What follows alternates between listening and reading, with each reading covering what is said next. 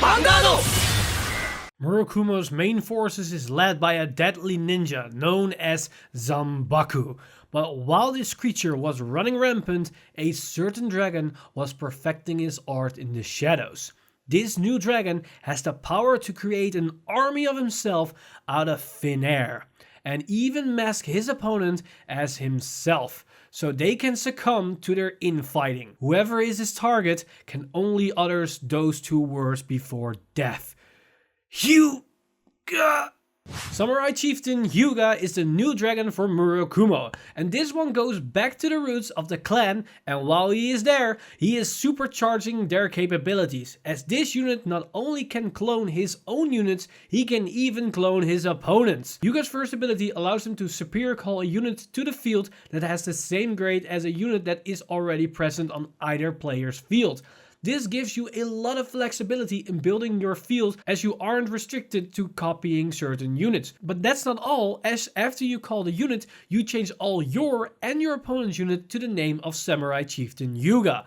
This ties perfectly into all the multi-copy name skills that benefit from having the same unit onto the field. But not only that, it also flows into his other ability, as his second ability allows him to return all of the opponent's rearguards back into the deck that has the same name as one of either player's unit. So if they have multiple copies of a unit, you can send them all back. But by using his first ability, you change everything into the same name. So you can use this ability to clear the entire board. This new VR can set up boards on your side of the field and destroy your opponent's side of the field all in one fell swoop. This card has endless options, not only in this support wave, but also with everything that came before. We start off with a simple new card, Stealth Rogue of Summoning Jiraiya. This card gives us an extra cycle when we ride it on turn 1. This is great to not only dig deeper into our deck, but also put back triggers or combo pieces. As soon as Hyuga can superior call anything, you can set up future plays in case that you accidentally draw on your target. His other skill gives your Vanguard a 10k power boost, and on its own it might not sound that impactful, but it combos really well into the following card to set up very aggressive early game plays. This effect is perfect for Stealth Beast Spellhound, as Spellhound allows you to copy himself and turn both units' power in the same power of your Vanguard. Meaning, if your Vanguard got a power increase from Jiraiya, both Spellhounds will also get the 10k power increase to match the Vanguard's power. Meaning for 2 Soul Blast and a Counter Blast, you can have 3 90k units and an 8k booster on the field on turn 2. Another great thing about Spellhound is that it can combo in itself.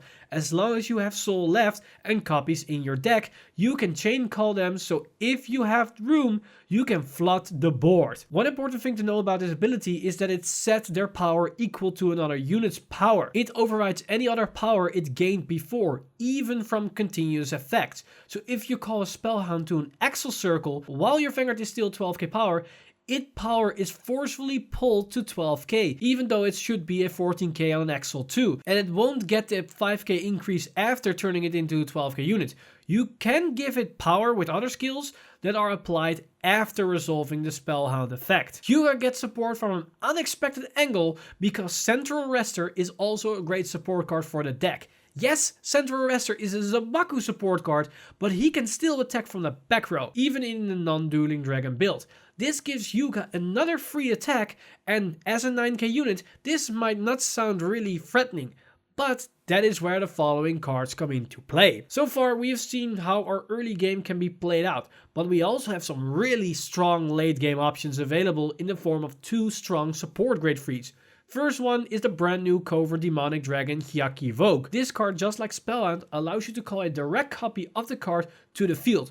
But not only that, it gives all the units with the same name as the unit that activated the ability plus 10k power. And this is an important synergy with Hyuga, as Hyuga turns everything into a Hyuga, meaning if you resolve this ability, you will still call a Hyaki Vogue from deck, and then all units with the Hyuga name will get 10k power, as the Hyaki Vogue that resolved the ability was called Hyuga at that time. This also means that the Hyaki Vogue you just called won't get a power increase. This combos really well with Central Arrestor, as that means that you can hit your opponent's Vanguard now. Another card that has a similar role like Hyuga is this Grade 3 from the previous support wave, Covert Demonic Dragon Dansetsu Anarch.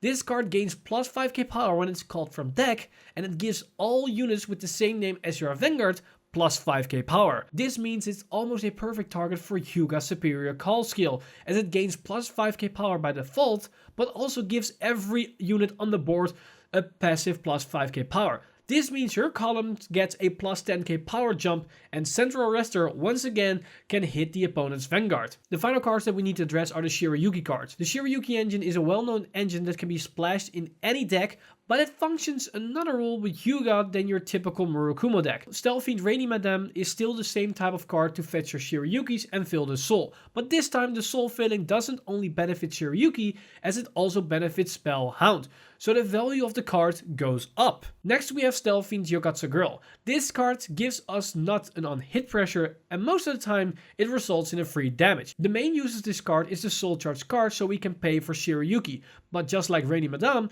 this also works towards Spellhound. But Yogatsu Girl has another function in this deck. This card allows us to get a small chance to soul charge a grade 3, meaning we can use Hyuga's field wipe on turn 3. Meaning we can counter any type of rush play. And finally we have Shirayuki herself. She has the exact same role like every other deck. You can use her either defensively or offensively.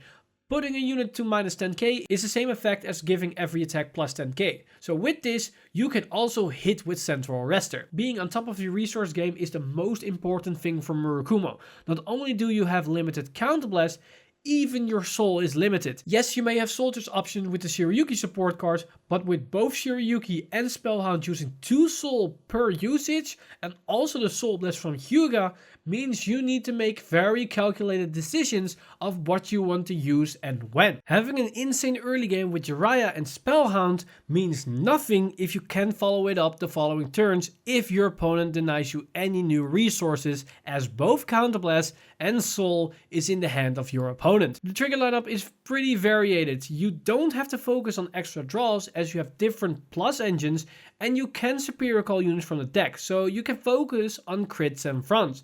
And both have their value. You can already swing over defensive triggers, so you don't have to rely on fronts, so going with crits can work. But on the other hand, because you most likely have a full field and you already swing for pretty hard, means hitting one front trigger can instantly give you the game. Personally, I would recommend fronts more for this particular unit. Hyuga, just like any other Excel deck, will prefer Excel 2, especially with the fact that you can generate solid numbers by either increasing your field or decreasing your opponent's Vanguard power. Combine all of this together and you have one of the most devastating decks in the current format. And as you might have guessed, with the toolbox nature of Hyuga, there is a lot of different options in terms of deck builds. But let's start with one you can build straight out of the box. This list is based around the strategy of using Spellhounds and Jiraiya in the early game to pressure your opponent, and once you go into the late game, you can combine Hyuga and Central Arrestor to swing for a lot of hard hitting numbers. But we also see some new faces. First off, we have the grade 2 double crit vanilla Miyako. She is great in the late game because with the help of Hyuga, she can hit 13k, and with the natural 2 crits means it's a unit that will be most likely always forced to guard from your opponent. Next we have Stealth Rogue of Totality Sanji. This unit can help us make even stronger attacks during the Hyuga turn. This is also a great booster from Miyako if we really want to pressure hard. And lastly we have Stealthing Tangen Nudo. This support grade 3 is great for filling our ranks as it can also function as a booster. But what also is great about this card is the fact that if we can't rewrite into another Hyuga, this card allows you to fill the soul with a grade 3 for his field wipe skill.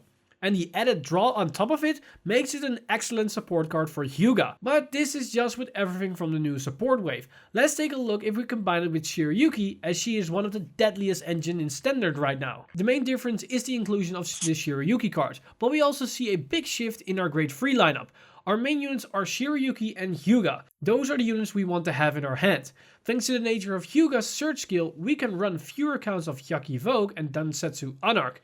This list does play both Shirayuki and Spellhound, so you need to make careful decisions of when you want to use either of those two units. Last big thing about this list is the grade 1 lineup. We have a complete new grade 1 lineup. The Rainy Madame is obvious, but we also have Stealth, Beast, Million Red. This is here to have more deck filtering as it gives you a stronger early game and it synergizes really well with Hyuga and Shirayuki. This is a great option to flood the board for a kill turn. And lastly, we have Shock. This is another great one that synergizes with Hyuga and Shirayuki as it gives us another potential attack which gives you more options for a kill turn. This list focuses more on swarming and hitting for high numbers. That's why the focus is on more fronts. The main battle plan is to therefore always attack first with your central arrestor and some extra units so your Shock can move to the front. Once all your remaining attacks are in the front row, you swing with the Vanguard for a potential front trigger. But we do run a couple of crits, just so our opponent can't easily no-guard our Vanguard attacks. We know that Hyuga is potentially the new main dragon of Murakumo, but what if he joins forces with his predecessor? If we combine it with Zanbaku, we can get the following build. This is a different style list than we usually do, as in this build our new VR isn't the main focus. It's actually a backup role slash finisher. The focus of this list is to use Zanbaku's stun lock to prevent our opponents from rewriting and in some rare occasions even from resetting their Vanguard if they gave us 3 open counterblasts, as we can resolve Right Arrestor's skill. The rest of the game plan is very similar to the old Zanbaku build. Check out my Zanbaku deck profiles if you want more in-depth information about this particular playstyle. But there are 2 differences in this list. One, we have Central Arrestor and Metamorphox. The reason why we only run 1 copy of Central is because we can search it out with Zanbaku and it only works behind the Vanguard, and we only have about 2 turns of use for him during the game. So losing him after a turn isn't a big problem. Metamorphox is in this list just to empower our Central Arrestor even more, so he swings for a beefy number. Then the second difference is the inclusion of Hyuga instead of Zangeki. The reason why we have Hyuga as a backup is because we use him for his field wipe, so his main objective is late game. That's why we don't have to focus on him in this list. We want to follow up our stun lock turn with a field wipe of Hyuga. Most players, when they get locked by Zanbaku, will either push hard with rear guards by calling more, or just go for your arrestors so you might not be able to stun them again or go into a full power Zangeki. Both these tactics can be punished by Hyuga, as in the case where they called a field, you can minus them really hard and lower the chances of them getting a defensive trigger. And in the case they killed your arrestors, you don't mind as your Hyuga is still active without them, and unlike Zangeki, Hyuga can even help filling the board if needed. But this is also the reason why we only run 1 copy of Central. The moment you go into Hyuga, he turns into a useless card for most of the time. But not always, as you have 2 options. One, you can either be lucky and get a trigger and power him up to hit, or you can use Hyuga to call a Shirayuki and lower your opponent's Vanguard by 5k power, meaning Central Arrestor with its 9k can most likely hit them now. So once again, you have a lot of options and different lines of play you can execute while piloting this deck. Samurai Chieftain Hyuga is a central piece that has a lot of options thanks to its 2 powerful but also flexible abilities. The only thing you need to watch out for is limited resources and the fact that you need to fine tune your deck around him, as his power comes from the deck he is in. So be very thoughtful with which allies you grant this chieftain. A new warrior from the shadows is recruiting the most elite of the elite assassins to build a corps that will be known through the ages. But not by wealth and fame, but just by whispers and rumors. And that's the entire spotlight. If you're hungry for more content and you want to see more Vanguard-centric videos, why not subscribe to the channel and hit the bell button to be updated for more videos, as we have a lot more in store for the upcoming weeks and days ahead of us. But in the meantime, I want to thank my Patreon supporters for making this video possible and everything that's happening on the channel. If you do want to support us, you can do that directly by going to patreon.com/VanguardInsider and become a dedicated Patreon as well. But with that said, I'm Mr. Time Leap, and I see you guys in the next one!